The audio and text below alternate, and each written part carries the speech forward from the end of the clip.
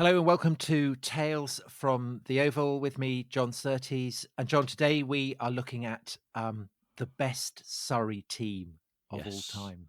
the greatest And team yet. really, there's only one, isn't there? I mean, the Yeah, I choice is mean, so obvious. it really is. I mean, you've got to, you think there are eras there in the late 1800s when Surrey won everything. The Adam Hollyoake team as well. You've got to consider this. But yeah, it's a staggeringly obvious choice, isn't it? Okay, so once again, we're at the war. I mean, it's amazing. We seem unable to escape the Second World War. Yeah, So yeah, people who've listened to some of our earlier episodes will remember that after the Second World War, the Oval's in a terrible state. It's kind of very ramshackle. Pitch is all chewed up.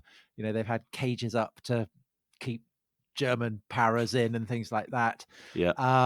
Then there's been the debacle with Major Bennett, the Oh, captain who was Major appointed by mistake.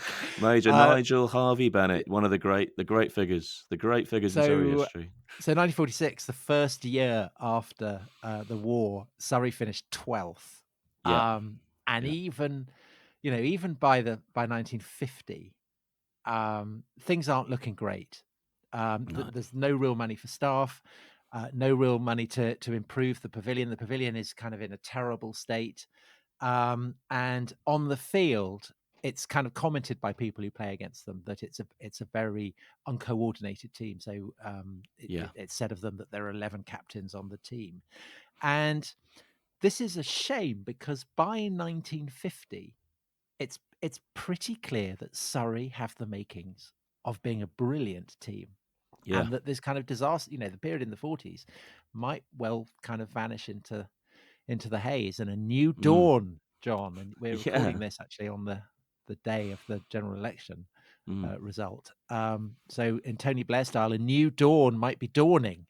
Yeah, absolutely. And there are some great players already around there who are a little older, but potentially haven't had, aren't achieving the success that they are capable of. Guys like Bernie Constable and Laurie Fishlock, and as you say, this new generation of players coming through, led by the Bedser twins and Right. Lock and Laker and a few. Okay. They're coming. So let's have a look at them. So you mentioned Mm. the Bedser twins. Yeah, Alec and Eric, born in Woking, identical twins. As they grow up, they always dress absolutely identically, yeah, and they have absolutely massive hands. I think that's the most significant thing about them to emphasize. huge and huge Um, feet, huge feet. huge There's a feet, huge hands, Yeah, there's a pair and of both of Alec's them. old bowling boots in the Oval Museum which have to be seen to be believed. Yeah, you could kind of go to sea in them, Yeah, and yeah. both of them they play for Surrey in 1939, and then, of course, the war intervenes, and inevitably the pair of them serve together. They're evacuated from Dunkirk. They serve in North Africa, they serve in Italy, and then they come back and they resume their cricketing career.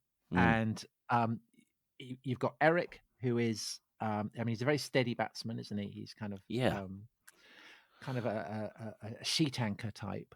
yeah, And yeah. he's an off-break bowler. So a good all-rounder. A But brilliant the all-rounder. I think really kind of without his twin, Eric would be remembered far as a far greater player than he was. He always, I think, existed within Alec's shadow. And if you look at him statistically, he was a wonderful player. But clearly, yeah, the second best player in his brotherhood, which is unfortunate for him in legacy terms, but fortunate for right. Surrey, I think. Yeah, and so Alec Bedser is basically, I mean, he is the best fast medium bowler in Surrey, in England, maybe in the In world. in the world, yeah. Famously, Donald Bradman said that Alec Bedser bowled the best ball he ever faced. And Eric had been a fast medium bowler, but then decides that he's going to turn to off spin, Yeah, to leave the field clear for his twin brother. So Alec Bedser is, I mean, literally a giant at the yeah, Oval. yeah, So he's very much the kind of the poster boy for Surrey's seam attack. yeah, But famously, in we also have two brilliant spin bowlers, yeah, Surrey's spin twins. So the first of these, Jim Laker, yeah. another man with enormous hands. Yeah, absolutely. Absolute Again, wave of bowlers with enormous hands. enormous hands. Again, in the pavilion, if you go in the corridor outside the committee room that leads out to the middle shelf in the pavilion balcony, Yeah, a picture that Jim Laker had his hands specially photographed. So extraordinary were they. And not only can you see their scale, their size, you can see the abnormal angle that his spinning finger was ultimately ended up pointing at because he spent so long just ripping it down the side of a ball. It changed his finger permanently. Yeah, he has extraordinary hands.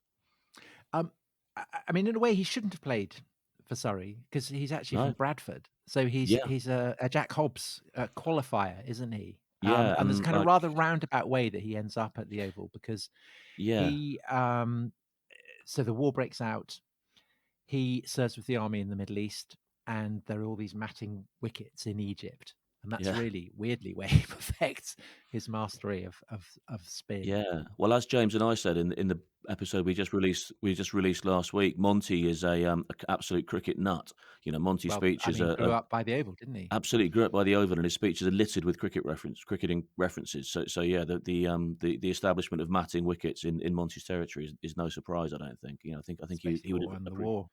he'd have appreciated that. Yeah, absolutely. As I can imagine Monty sort of inspecting camps and being asked to see the state of the matting wicket, and facing a few balls or something from a lucky private. Yeah, I can see that. So Monty plays his part in developing Surrey's spin Yeah, because Laker comes back and he works for the War Office in London, and he takes lodgings in Forest Hill, and basically the Oval is the obvious place for him to kind of to be drawn to. And so by 1946, when the championship starts again, he is playing for Surrey, and yeah. 2 years later he's playing for England in the West Indies, and in 1950 he takes 166 wickets, It's and ludicrous, isn't it? Just by yeah, modern standards, uh, 166 wickets in a season. and formidable. And so people always say about they're fielding it slip or whatever, and they hear the ball fizzing through the air. He's put so many kind of revs on it.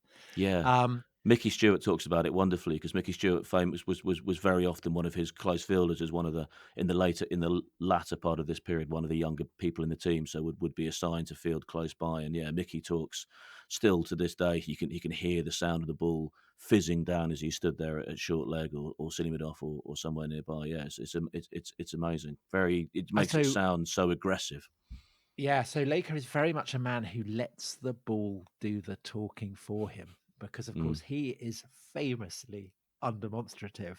And in mm, due course, everyone listening to this, I'm sure, will know he goes on to take 19 wickets in a test match. And famously, mm. he just kind of tweaks his trousers. And then he comes back to his wife, doesn't know very much about cricket. And she says, Yeah, "Oh, have you done anything in the test match today?" So, yeah. so Sort of shrugs your shoulders and gloriously kind of yeah, undemonstrative, and yeah, he is yeah, partnered with Tony Locke, who yeah. is left arm, bowls quicker than Laker, and he is a Surrey boy. So he's Yep, born, I think, a place called Limpsfield, which I think yep. is a very unfortunate name for a cricketer to come from. Isn't it? Yeah, yeah. Limpfield. I mean, you don't want that at all. And And he he's yeah, is, I mean, he's anything very but limp. precocious. So he makes his debut 8 days after his 17th birthday, the Yeah, youngest ever debutant for Surrey. yeah, And he, like Laker, is clearly the future for Surrey. yeah, yeah. And they're just such an extraordinary partnership, Locke and Laker. They're so complementary that they spin the ball different ways.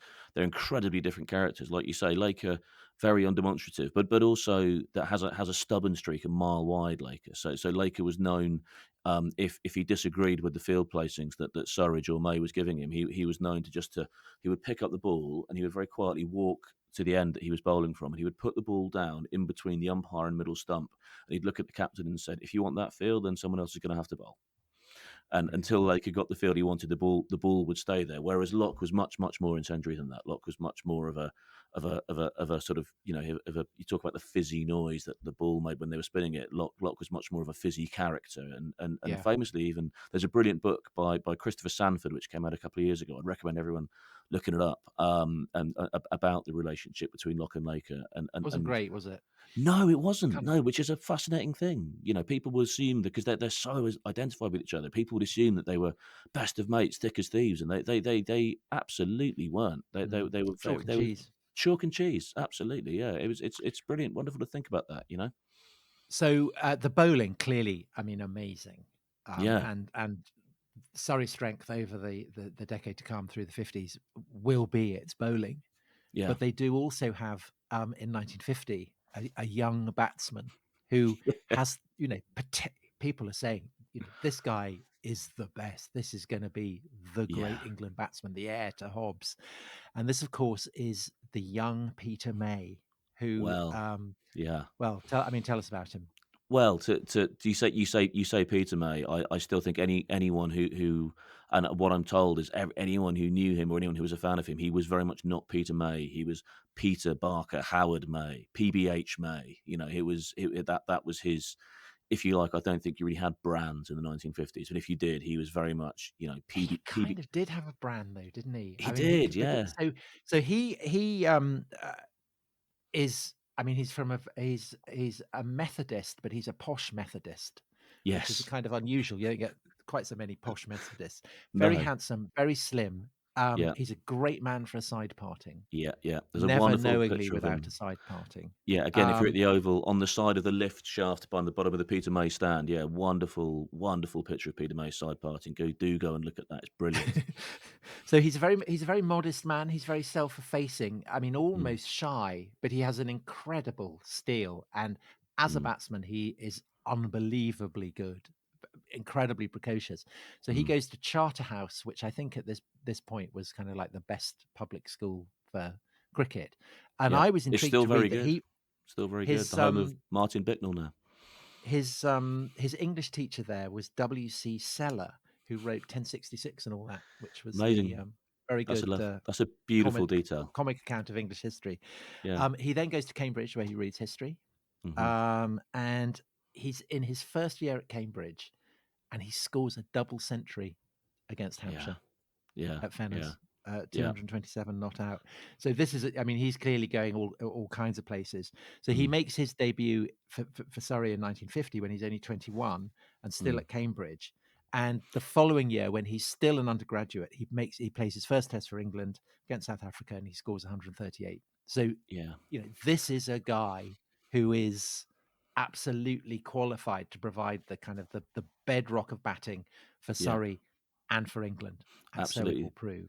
The Cambridge thing reminds me a little bit in the modern age, reminds me a little bit of Zafran Sari, who went to Cambridge whilst he was under Surrey contract, and he was an all rounder rather than a batter, but he took a 5 wicket haul against Surrey actually for Cambridge University, including getting KP out with left arm spin, which obviously attracted some attention. But yeah, Yeah, I mean, all it's respect to him, but I mean, it's not May's record is kind of off the scale.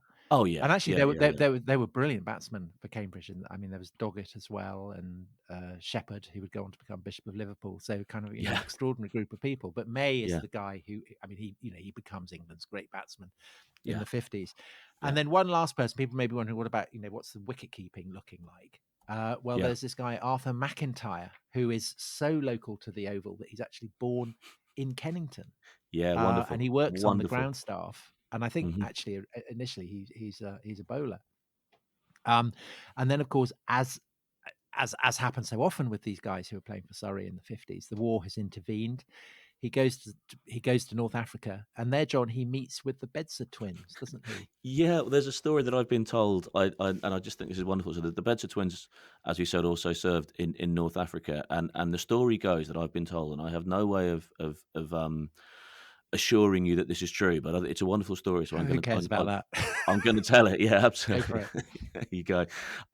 Is that the Bedser twins are going to a field hospital in North Africa because they're told that their old mate Arthur McIntyre is in there, and they're shown into the part of the field hospital where he is, and they're shown up to the bed, and they don't see him, and they say, where is he? Where is he? And it turns out actually the reason they don't recognise him is because he's lying face down in the bed, and one of the nurses sort of pops him on the shoulder and says, "Oh, Arthur, so there's some people here who know you."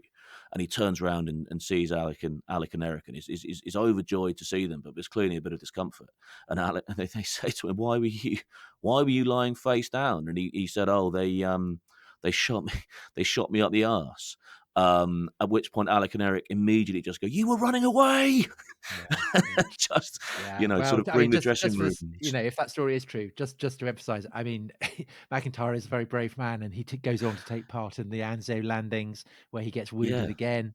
So, I mean, it's kind of amazing when you look at these sportsmen and you think what they'd already gone through by the, even it's before they incredible, begin their yeah. career. And the Amazing. idea of just bringing a little corner of the Oval dressing room into a field hospital in North Yeah. Africa, like, it's Well, I mean, so if he was it's shot in such the a arse, it didn't stop him from being a very good wicketkeeper. no, Um, absolutely, and yeah, the crouch was so not a problem. So it's greatly to Surrey's benefit that, of course, in the 50s, it's the heyday of Godfrey Evans, Mm, a very charismatic Kent wicketkeeper. So McIntyre actually only plays 3 tests. yeah, But in the opinion of May, who I guess isn't entirely unbiased, but I mean, he says day in, day out, Arthur was the most reliable wicketkeeper of the 1950s. And yeah, obviously, when you've got spin bowling of the quality of Laker and Locke, and you've got someone like Bedser and McIntyre that stands up to Bedser. I mean, yeah, the wicket keeping is obviously a crucial part of what yeah. makes Surrey so lethal. Absolutely, because Betts wasn't stunningly quick, so McIntyre was good enough to stand up to him, and the ball would Yeah, thud into McIntyre's gloves. But again, similar to someone like Glenn McGrath or whatever, it was just the incredible consistency that metronomic, Betts I was believe is the word. metronomic. Yeah. One final point on So Arthur Mack as well is when I started work at Surrey in 2008, and that was back in the day when we would receive a lot more physical post than we do now. Obviously, a lot of stuff comes electronically now, and I was looking through the physical. We used to get, people would send us Christmas cards into the office, and I was looking through them, and there was one Christmas card, and it just said to all at the Oval from Arthur. And I looked at that, and I was chatting to someone. I said, "Who's that? Who's just signed it, Arthur?" And it was Arthur McIntyre. He would send a well, Christmas card to the Oval every year, and just to whoever was at the Oval, because and he passed away on Boxing Day 2009, and I remember distinctly his Christmas card arriving in 2009, and then being phoned on Boxing Day to say that he'd passed away, and it was a really sad moment. He was say born in Kennington, worked on the ground staff, vital part of this team, just a really extraordinary Surrey man, I think. and when he died, he was the oldest living Test cricketer. So Yeah, yeah, absolutely. R.I.P. So Mm, these are the young guns. These are the guys who in the 50s will, people are hoping this could be the making of a great Surrey team. And so unsurprisingly, by 1950, things are starting to look up. So in that year, Surrey tie the championship with Lancashire, and everyone's very happy. So Peter May wrote about it: to a county which had not known such success for 36 years, half a championship was glory indeed. But obviously, John, a full championship yeah, would be even better. And half so a there's great championship. hope It's for a lovely, 1951, but yeah. no good. No, Doesn't no go well. good. All their best Doesn't players go are off well. playing for England. Yeah, They lose 3 matches in a row and they end up sixth. So yeah, that's really bad. And their yeah, captain, Michael Barton, who has stepped in and done a very good job, he decides that he's going to step down. yeah. And so I mean, it's a low in bar at that January stage, Tom. 1952, You know. the Surrey committee kind of meet at the Oval to decide who they're going to appoint, Yeah, and they make their decision and they summon their nominee and they tell him of their decision, and he responds by saying, "I will win 5 titles in a row." And most of the just members kind of scoff at this, but one of them, the yeah, magnificently named Monty Garland Wells, yeah. he thinks, I think this guy that we've appointed, I mean, I like his balls, I like his chutzpah. So he goes Mm. off to the bookies and makes the bet. And then, of course, the question is, well, will he make his money back?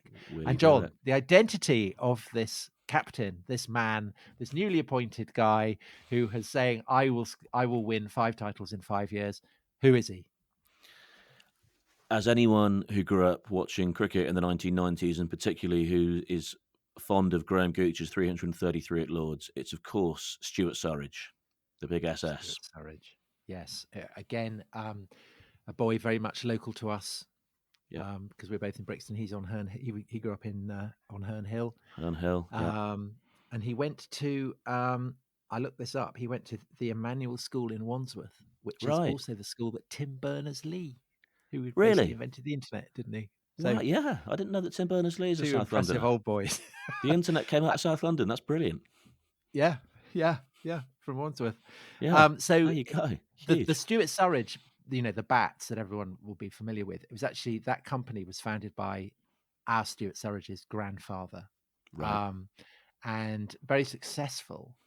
But they were a family company, and there was very much a kind of feeling that everyone involved in the company should experience every aspect of it. So yeah. the young Stuart Surage would be sent off into woods in the winter to chop down willow trees. Oh, no! So, I mean, that's good training, isn't it? I mean, That's it's you're gonna amazing. bulk up doing that. It's very Rocky 3. Very Rocky You know? 3, yes. Yeah, yeah, I can hear the music And, now. yeah, and so obviously, if you're chopping down willow trees, you're seeing cricket bats being made absolutely at the coal age. And Yeah, cricket is his sport. He plays for young Surrey with the Bedses. And I imagine even then he looked like he was 55.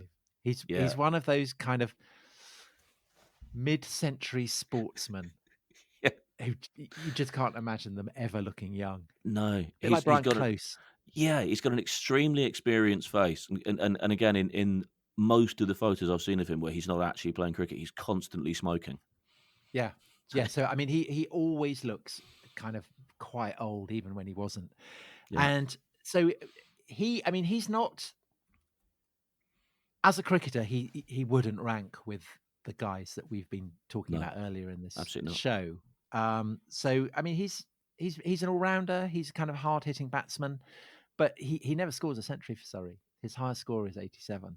Yeah, Um, he's a fast medium bowler, but obviously he's in the shadow of Bedser and Loader will come to as well. yeah, Um, but I think his great contribution is fielding, isn't it? Because yeah. he is way ahead of the game with his fielding. Yeah, and yeah, that you talked about Brian Close, and it's that bravery, I think, as well, and we'll go on to talk about his captaincy, but also similar how we mentioned to Arthur McIntyre, I think in a way his, and I don't want to say lack of ability, but like you say, like he doesn't measure up to May and to the Bedses and Locke and Loader and Laker and all of that, but again, that enables him to provide that consistency because he was never going to Mm. be selected for the test team. So he's there for Surrey constantly as a leader and is therefore able to create this Yeah. culture and be there at all times, and which is just an incredible advantage to have in the 50s.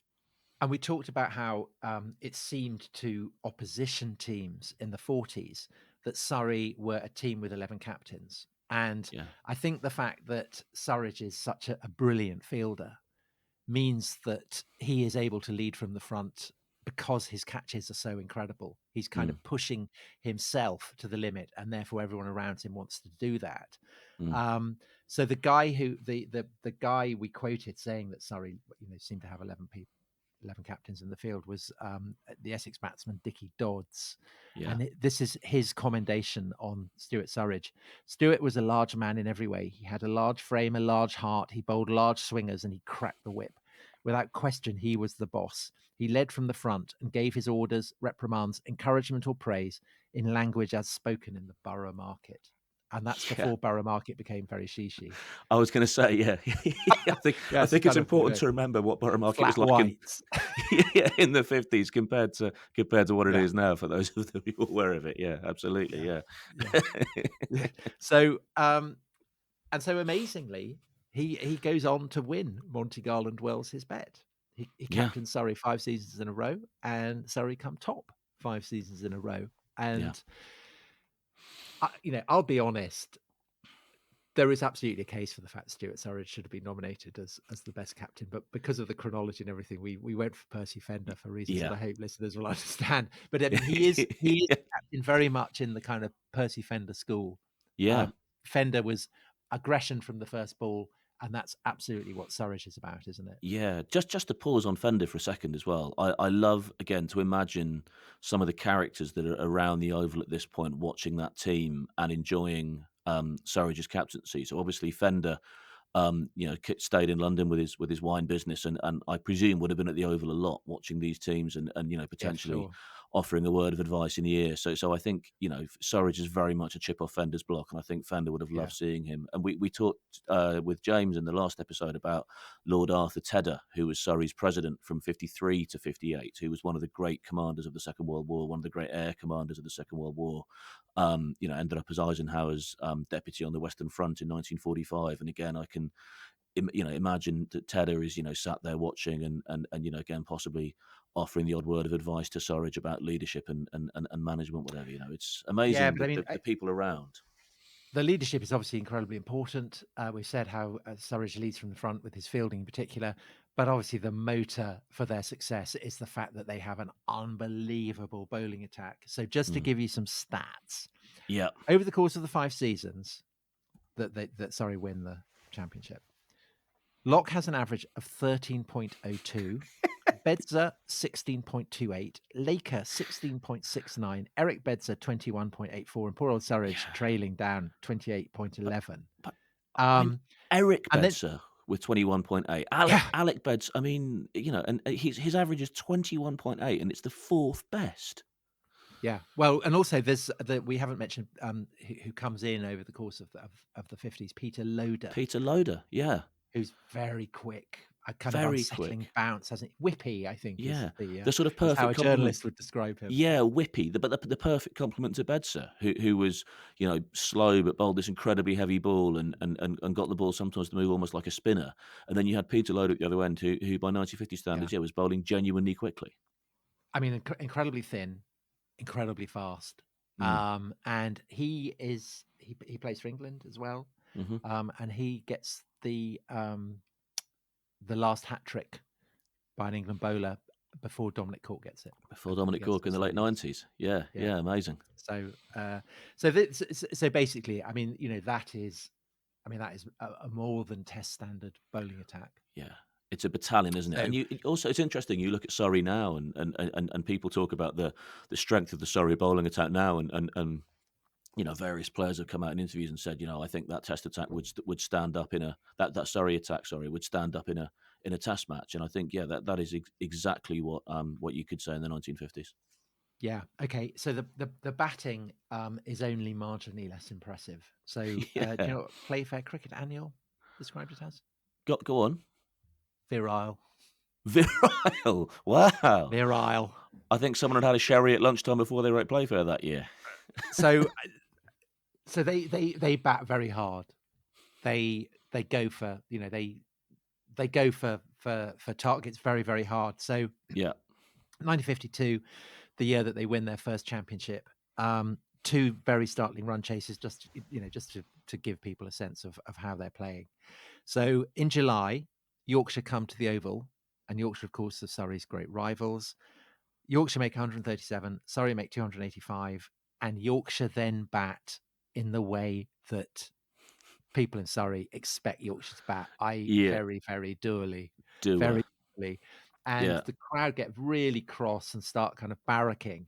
Yeah. And the umpire is so offended by this that he sits down and refuses to allow the match to continue until the barracking has stopped. Yeah. Again, presumably a And lot of those people would have had the misfortune to sit through Hutton's 364 in yeah, 1938 as I mean, well. yeah, so Hutton gets a century in that. So he's back Yeah. again, How much grinding it time in your out. life? How much time in your life Anyway, can so you obviously spend watching him grind? Yorkshire's aim is to use up the time, and they leave Surrey. They've got to make 102 in basically 100 minutes, and they get them easily. Yeah. I mean, with kind of like 20 minutes to spare. So Yeah. hooray for Surrey! Yeah. And then a fortnight later, there's an even more exciting run chase, and that's also at the Oval, and it's against Kent. So Kent are they play the game in the Surridge spirit. Yeah. They're going to kind of block and play dually. They're all about setting up exciting finishes. So Kent declare their second innings um, in such a way that Surrey is left to score 188 in 92 minutes. Yeah. So it's kind of carrot, perfectly poised. And Surrey, of course, go for it because as Kent know that they will. And the wickets keep falling, but Surrey keep kind of blasting, Keep going. blasting. Yeah. And in the last hour, they require 128. They require 50 with 17 minutes to go. And when the eighth wicket goes 8 minutes from time, they still need 26. And who comes to the wicket? It's the captain. Of It's Surridge course. himself. And he faces 9 balls. He scores from 8 of them. And in the last over, Surridge makes the winning hit with the clock pointing just a fraction past 6:30. Yeah. So cheers all round. Everyone tossing Abs their bowler hats in the air. Absolutely amazing. Well, again, we record this podcast in the week where Glamorgan very, Yeah. very nearly chased down a first class record and until that amazing James Bracey catch off the last ball. But yeah, you've had plenty of sort of last minute championship finishes at the Oval since then. But yeah, it's wonderful to think of that Surrey side doing that and walking off in the Oval gloaming. Amazing, brilliant, brilliant, But brilliant John, your scenes. your favourite uh, Yeah, match under Surrage, you call it the ultimate Surrage game. Actually, happens 2 years later in August yeah, 1954, and yeah. this is against Worcestershire. This is against So, do you want to just Worcestershire. take us through that? Yeah, it's late August 1954, and in the great traditions of a British August, it's soggy and it's been raining, and they don't start until 2 p.m. on the first day. Surrey, obviously the wicket, in those days uncovered. Will Surrey know that they're going to want to bowl on it? They win the toss, put Worcester in, and Worcester proceed slowly to 16 for two. And then Surrey decided to take things seriously, and then Worcester bowled out for 25 in 100 minutes. So their Yeah, last, so they lose their last 8 wickets for 5 runs. So yeah, that's a bad day at the office. it's a bad hit the office by any standards. I think in any cricket team. Surrey then go into bat, lose a few wickets, but Peter May and Ken Barrington, who we're going to go on to speak about. First mention for Ken Barrington here. Peter May 31 not out, Ken Barrington a 10 not out, and Surrey a 92 for three. And then Surridge declares on them, which I think is a Yeah. shock to the players in the middle when they're 92 for three. This is Yeah, yeah, we haven't finished day one yet, and so Peter May supposedly says to Barrington, "Wow, he had a gin and tonic." The yeah, captain, yeah, it's and like May then wrote about it later. The general verdict was that the captain must have gone mad. His explanation as he led us out was that it was going to rain, which did not entirely clear up the misgivings. But it all turns out fine, amazing. doesn't it? Incredible understatement there from Peter May. It does. So Worcestershire come back out. We're still on day one. Worcestershire come back out and they end the day 13 for two. So Surrey take two more wickets. So two of the Worcester players, two of the Worcester batters have had their contributions to the game all done on day one when they don't even start until 2 p.m. Surrey then go out the next day with Worcester starting the day 13 for two, as I say, take the remaining 8 wickets in the first hour, win by win by an innings and 27 runs before lunch on day two. So the entire first class game takes place in under a full day's cricket. And not only have they won the game by an innings and 27, they secure their third straight title. They secure the three-peat with that win. Yeah. It was a match aggregate of 157 runs, which remains, I think, in the game a record low for a fully completed first class game. And there were 592 balls bowled over the course of the day. Just So, amazing aggression from Surridge there. yeah. So I mean, the reason for nominating Surrey, this team in the 50s as Surrey's greatest team, is not just the record, but it's the way that they win, Yeah, and the kind of the quality of dash and excitement and yeah. virility, John. To Virility. quote Thank you, Playfair, a thank you, lot of Playfair. virility going. Yeah, But yeah. I Shout mean, out I to think Playfair. it's important to emphasize that it's not all just kind of proto Bazball, because you mentioned Barrington Yeah, and Ken Barrington, who, like so many of the players who come to Surrey, begins his career as an absolutely brilliant stroke maker. He mm, smacks the ball ferociously hard. And again, he is a man shaped by the army. So he had actually grown up in army barracks, and he has that kind. His shoes are always perfectly polished. yeah. His creases are exquisitely ironed, kind of Alex Stewart quality to him. Absolutely. And he has There's a a kind there's of a massive quote. jaw. Yeah, incredible hair again. So not like Peter May's hair, but it looks wonderful. There's a quote that I've heard from about Ken Barrington, which I think is written on a poster at the Oval, that just said every time he walked out to the crease, it was as if he had the Union Jack flying behind him. Yes, that's right. Yeah, you could use his hair to kind of scour a saucepan. Yes, you Um, absolutely could. Yeah, so absolutely. he and basically he is. I mean, he is a sergeant major. So Yeah, actually, he plays for the British Army in yeah, Germany, and he's the only non-commissioned officer in that team. So everybody else, all the other rest of the team go in their cars, and he has to yeah. go in a truck. So, I think I so prefer the truck. and It's yeah, I cooler. think so. Yeah, Well, unless you get kind of bounced around. I mean, those trucks are yeah. They could be, quite uncomfortable things to travel in. Anyway, yeah, especially, yeah. he plays for Surrey, and he, as I say, begins as a stroke player, but then reinvents himself as Mm, basically the sheet anchor, the backbone, mm, and it's he kind of he. It's 1954 really where he comes in and mm, plays this role to such a degree that essentially he's the guy who makes sure that Surrey win that championship. mm. He's all about concentration, Yeah, and in August that year, 54, he powers Surrey to victory after victory after victory. So they beat Leicestershire, Gloucestershire, Worcestershire, Middlesex, all beaten within the space of a fortnight. yeah, And then 26th of August that year, this is the game that we were talking about. They bowl Worcestershire out, and hooray, they've won the championship.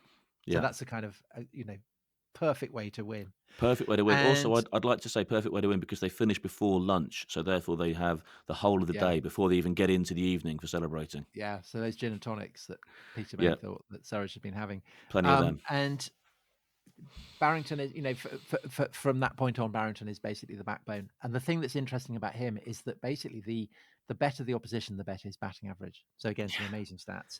Yeah, He this is averages 39.87 in the championship, 58.67 in Test cricket, 63.96 against Australia. that So that's very brilliant. formidable. Yeah, But John, just the story not, that I think it is tells. fair to say, the best batsman in the Surrey team. No, Um, no. And that, of course, is the man that you very respectfully and correctly refer to as Peter Barker Howard May. Yeah, So he's basically kind of brigadier, isn't he, yeah, to Barrington's sergeant major? yeah, And yeah, he is, we've described him. He's this schoolboy cricketer. He's this Cambridge cricketer. He's elegant. He's got perfect technique. He's got a kind of incredible range of strokes. He's a complete batsman. yeah. And as we said, he's kind of very gentle man, but he does have this kind of toughness, this uncompromising quality Yeah. that enables him, like Barrington, the more challenges that are thrown at him, the more he responds to it. Mm. So in 1955, he becomes England captain in succession to Len Hutton. And his batting he just bats more and more sumptuously, more and more gloriously. Mm. And he's a brilliant captain for England, isn't he? I mean, Yeah. he captains England for 41 matches, which I think is still a record, is it? I think I yeah, my knowledge on the stats on that isn't quite there, but it'll certainly be very, very close Well, to the certainly record. it was a record in the 20th century. So Yeah, but let's he's an be honest. absolute matinee idol. I think Peter May as well. People talk about he was the David Beckham of his day. There were posters on every schoolboy's wall. He the looks, the style, the grace that he played with. An example of his fame is he had his wedding filmed by British Pathé. So you'd go to the cinema and you'd catch a flick at the weekend, and beforehand you'd get your Pathé newsreel, and such was the interest in him that people saw him emerging from the church on his wedding day in these Pathé newsreels. He really Great was days, just great yeah. days. Yeah, and as I say, just known universally as Peter Barker Howard May, and you talk to Mickey Stewart, who's brilliantly still with us, and that's still how Mickey refers to him. He still refers to him as Peter Barker Howard May or PBH May. You can tell how Well, natural it's that good to see that is. you do as well, John. Yeah, Very good. So yeah, basically, he's the yeah, person. He's the obvious person to succeed Surridge. yeah, And in 1956, when Surrey have won their fifth championship, yeah. and Monty Garland Wells has won his bet, Surridge He's decides to step down. yeah, Basically, he's done what he said he'd do. Monty's And I been down think the also, bookies. he feels that May needs to captain Surrey. If he's Test captain, he should be Surrey captain as well. Yeah, Obviously, well, this like, is quite challenging, isn't it? For yeah, yeah. you know, to, Well, to fo- it's always tricky to follow someone who's brilliant. So it's a bit like Viv Richards following Clive Lloyd as West Indies captain or something like that. Yeah, a little bit. I think there's also echoes of the Fender and Jardine relationship there as well. And you know, we talked about how a lot of people say Fender was the greatest captain that England never had, and obviously Fender. You know, we talked in the episode about Fender about that week where he was desperately trying to get fired and all these crazy things. And the reason Yeah, that Fender wanted to get fired was because he felt Jardine should be captain because he knew yeah. Jardine was going to go on and captain England. So Well, it's this. so the huge question is, how is May going to do? I mean, is he going Yeah, to balls up or what? So yeah. I mean, the shoes are Surrey's big. first match in the championship under May's captaincy is at the Oval, and it's against Glamorgan. And Surrey go out and bat, and they score 259, and then Glamorgan go out and bat, and they're skittled out for 62. Follow on, they're then bowled out for 31, Yeah, and Locke has match figures of 12 for 34, which is not bad. yeah, Um, and it's all looking brilliant. There is a slight wobble at the end of May when Northants beat Surrey at the Oval, but then there's a return match in Northampton 5 days later, yeah. and Surrey absolutely tear them to pieces. I don't know if you've ever seen a Komodo dragon with a goat. It's basically like that. Yeah, And you mentioned Mickey Stewart. This is the famous match in the second innings when he takes about 733 catches. yeah, yeah, yeah, yeah, It's yeah. actually what is it? It's he takes 7 7, catches, and he's got a 7, world 7 record. cats in the innings. Yeah, yeah. I just don't. Yeah, yeah. I just don't anger them. You know, there are so many examples. It Yeah, reminds me of that documentary that everyone watched during lockdown. The I don't know if you did, Tom, the Michael Jordan documentary called The Last Dance, and you know there was that bit where Jordan just looked at the crowd. You know, looked up at the camera and points to a specific incident that he found disrespectful, and then the rest of that game, I think Jordan goes on to score about 50 points and barely misses a shot and just decides to take it personally. Basically, I think similar to what happens yeah, if you beat Surrey at the Oval in that era. You know, yeah, they don't exactly. forget. So Surrey win. That's their sixth, and then in 1958 they win their seventh. So that is 7 championships in a row. And even though Yeah, the following year, shock horror, they come second, they that is a record that will surely never be beaten. I 7 think championships in 7 years. I I mean, don't think unbelievable. in the context of English sport, I'd be surprised if it's beaten in any sport. Yeah, You know, the idea of winning any top level division in English sport, you know, football, rugby union, rugby league, anything. The idea of winning it for 7 consecutive years is I think you know if it ever is achieved, it would be a historic achievement and something that you know is you know I think entirely unprecedented in any other sport. Like, so by 1960 the band is breaking up. So Laker and Bedser retire, and May sustains what ultimately will prove a career-threatening injury, and mm, Surrey never again quite attain those heights. But John, the memory lives on, does it not? So it to really quote does. a prime ministerial fan of Surrey, John Major, of course, who Yeah, was going to the Oval in the 50s. yeah. Loughborough He'd Junction walk up boy. from Brixton with his brown paper bag full of sandwiches, and he'd sit there. And if the dust came up, the crowd was like Romans waiting for the Christians and the Lions to be introduced, because they knew what Locke and Laker would do on that pitch. And the Yeah. Surrey players today, I mean, they also, they're very conscious of the greatness of this 50s team, aren't they? Yeah, they are. I think there's an argument to say that it does cast quite a long shadow at times if you're a player at Surrey. You know, that era is so great that you just think, you know, how can I stand up to that? And obviously as we record this, Surrey have just beaten Essex and have a good lead at the top of the county championship and are looking to achieve the equivalent of 1954 and the three-peat.